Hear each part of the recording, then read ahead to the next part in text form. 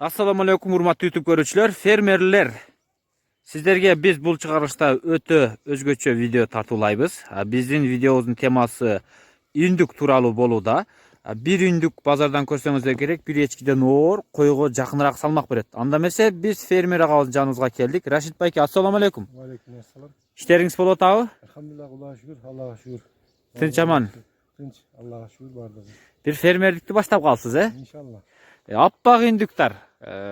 Kanday parada bolчу? Bir şey. Big şeş degen. Biz uşul agabızды bazardan көрүp, индүгүн өз колум менен көтөрүп көрүп, оордугуна кызыгып, мына сиздерге бир аз маалымат берип өтөйүн деп келдим. Рашид байке, эми айтыңыз, мына ушул тоолуу жерде индүкка суук жагат. Аны билемин. Ушул жерди тандадыңыз да, ушул жерде өстүрөйүн деп.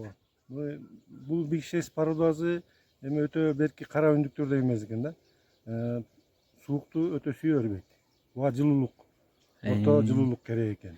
Orta жылуулук. Жылуу болуш керек. Алдынан сыз өтпөш керек eкен. Анан ошо кичине жөжөсүнөн сутушный bir суткада чыккан алгам, 400 сомдон алгам. 200 штук алгам. 200 штук. 200 штук алгам. Ölüm житим болдубу? Ölüm житим булар жуучу болот экен, кичине бат иргелет экен, бат ирденет экен да. Анан ölüm болуп атты, бирок мындай ооруп сооруп өлүп калбайт экен. Бирин-бири баягы карабай калсаң тебелеп, суук үшүп калса эле болду. Үстүн басып бирин-бири өлтүрүп коет экен. Анан буга теплый пол өтө жакшы экен да. Теплый пол. Теплый полду салып туруп, жаткызып койсоң, кадимки адамдарды уктайт экен. Бул мындайча айтканда тез жетилет экен да. Тез жетилет. Так, учурда бул агабызда 5,5 айлык үндүктөр бар. 5,5 айлык үндүгүнү базарга союп алып барганда мен көрсөткөнмүн. Көрсөңүздөр да болот. 14 килограмм 400 грамм берген. Бул бир эчкиден оор туугандар. Чоң эчкилер 16-17 килограмм берет. Эң чоңдору. Булар дүйнөлүк рекордто көрдүңүздөр 33-34 килограммга чейин берет экен бул үндүктөр, чоңдору. Демек бир койдон да оор. Гисар койлордун салмагы менен барабар экен.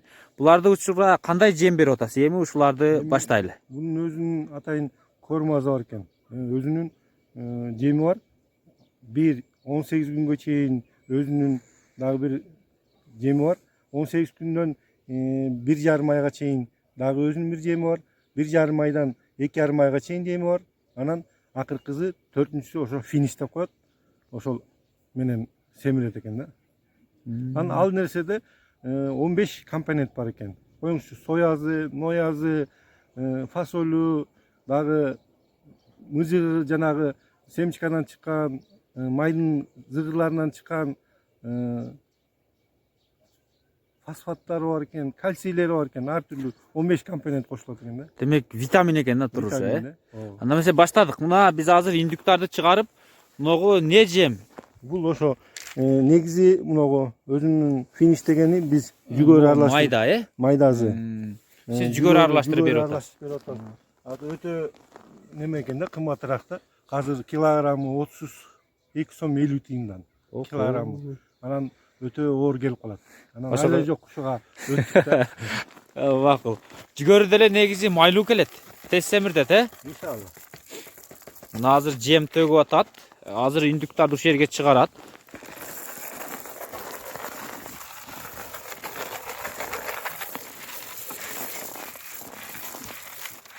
Siz ошондо июль, август айларында баштадыңызбы? Жок, июлдун 1-inde чыгарганбыз.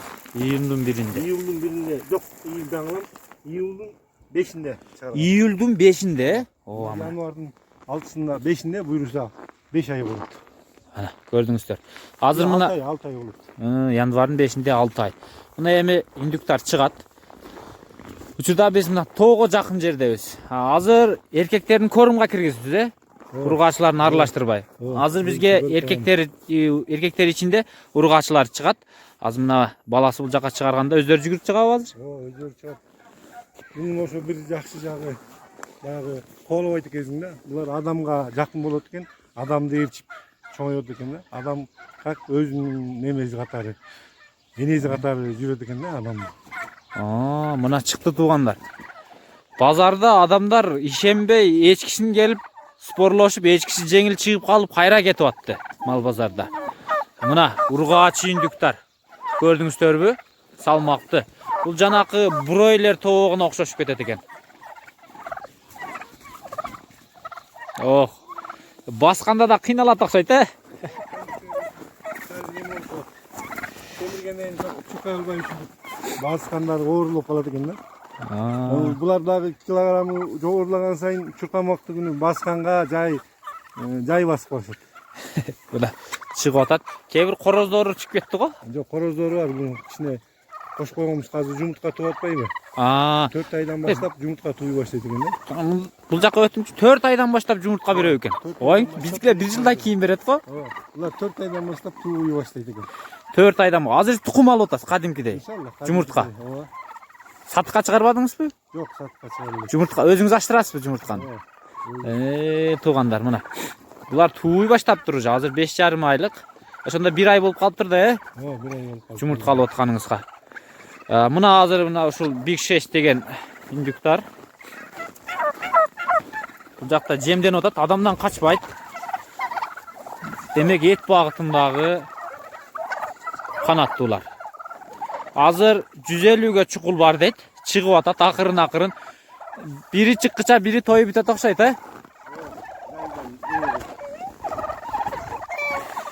Муну эми каяктан үйрөндүңүз, каяктан көрүп калдыңыз, кызыгуу каяктан пайда болду дегендей. Муну биз кызыгып деле эмне кылган жокпуз, анан жолдош балам ошо бакты да, 1 жыл багып, анан ошо жакшы экен деп ошондон эле багып көрөлү деп эле кызыгып ошондон багып калдым. Азыр сиздики 5,5 айлык индюк рекордуңуз канча болду салмак эң чоң берген? Эң чоң берген ошо өзүнүн живой веси, эркектер ошо 20 килога чейин чыгып атат. 20 килограммга чейин, э? Чыгып атат. А жолдош балаңыздын рекорду канча болду дегенде? Жолдош баламдыкы азыр ошол 8 айлыгы бар. Азыркы учурда ошо живой веси 26 килограмм. 26 килограмм. Кыскасы бир кой болоюн деп калган коозчалык салмагы бар экен да, а? Койдун дагы кичинекейи да бар да. Ошо да, мына чоң кой чындыгында живой вес оор болот. Мына кичинерээк койдук экен. Мына базарга чыккан, мурунку базарда көптөр көргөн болсо керек, Сокулук мал базарына проверка кылып көрсөткөн адамдар таң калып атты. Өтө оор. Таразы болгондо тартып көрсөтмөй экенбиз, э? Иншалла. Булар токпу? Же мындай патрашпайт экен көп, э?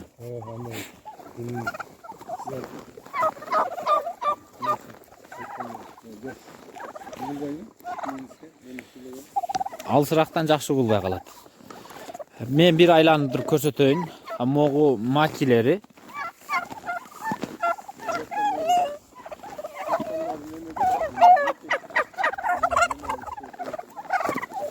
Кандай дейсиз? Жаткандары.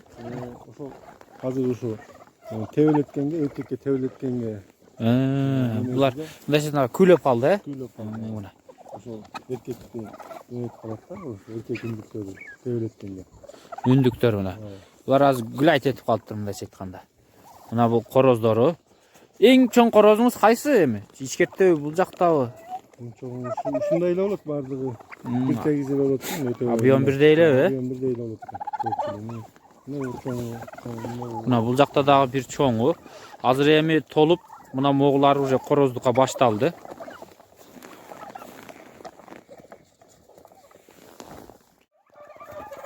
Бул жак болсо корумда турган короз үндүктөр. А бул сыртта жүргөндөрдөн алда канча чоң жана салмактуу. Буларды азыр макиштерине кошсо арыктап кетет. Жүгөрү менен жанакы жемди берип атат, көрдүңүздөр. Мына ушундай. Бул жак чоң экен. Ушуларды эт менен бере бересиз, э? Эт менен бере бересиз ушуларды. Салмагы менен бере бересиз дейм ушуларды. Экинчи торго кирдик. Мына эркектери көрдүңүздөрбү? Корозтору. Бул жактары чоң экени. Алда канча чоң. Дайым корумда турат экен аз булар.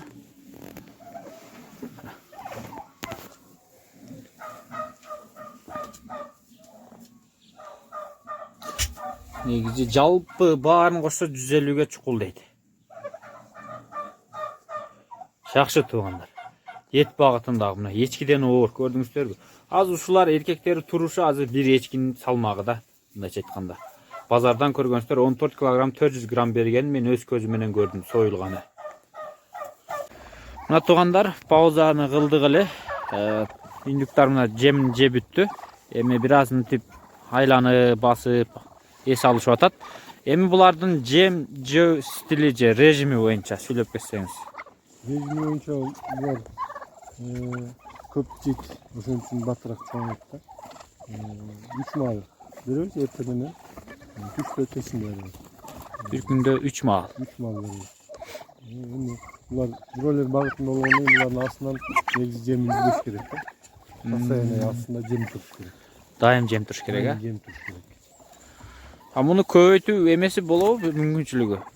Буну эми гибрид деп коет, буну көбөйткөнгө болбойт дейт. Бөлөк индиктин породаларына аралаштырса, отозунан чыгат дейт. Биз көргөн эмеспиз, эми буюрса көрсөтүү деп атабыз, кичине эксперимент кылып. Эксперимент кылып, жөнөкөй үндүк менен аралаштырып. Жөнөкөй үндүк менен. Ата Булардыкындай болуп салмак бере албайт да. А могу ушулар азыр бири-бири менен кошулса жумуртка берет, бирок жумурткадан бала чыкпайт. Жумурткадан бала чыкпайт. Чыкпайт жумурткадан. Мына жумурткадан бала чыкпайт экен, бирок тууй берет. Азыр бул жака мына ургачылары анан ушул жакта кичине жумуртка өөрүп турсун деп 4-5 корозду кошуп коюптур. Негизи ал жакта ичкерте турган аткорумдагы чоң короздор бар. Мына этке ошолор даярданып атат. Эми буларды агабыз сатамын дейт. Уже сатыкка чыгыптыр. Эркеги канча, ургачысы канча дегенде, же салмагына карап бересизби дегенде. Эми ар кимге ар кандай экен. Бирөөлөр ошо өстүрсөкпү дешип атат. Бертиндей кара үндүктөр менен кошуп. Кара үндүктөр. Анан ким каалагандай этин болсо ошо 400 сомдон берип атабыз килограмм. Этин 400 сомдон. Килограмм. Ачын тирүүлөчү эркек ургачысы. Эркек мекиши. Мекишин 4,5 берип атабыз. Эркеги 5000, мекиши 4400 миң. Мына ушундай. Көрдүңүздөр да 400 сомдон эти өтө жакшы. Эти дагы алып барып кайнатма кылып жеңиздер. Мына кышында үндүк өзү ысык келет, муздабайт. Индиктин шорпосу адам суук адамдарга мына жылуулук өткөзөт, суукту чыгарат. Кайнатма кылып ичиңиздер. Мына ушул төмөндөгү телефон номерлерге чалып, ээси менен байланышсаңыздар болот. Анда эмесе саламатта калыңыздар. Биз видеону жыйынтыктадык. Бул Рашид байкебиздин азыр фермердик багыты. Бул биринчи эксперименттер экен. Учурда бул жарымдай индүк чыкты. Жарымы ичинде алар аткорум, ал чыкпайт. Жайында турат алар. Мына ушундай. Сиздер дагы кызыгып, көбөйүп, жөнөкөй индуктарга аралаштырып дагы эксперимент кылып көрүңүздөр.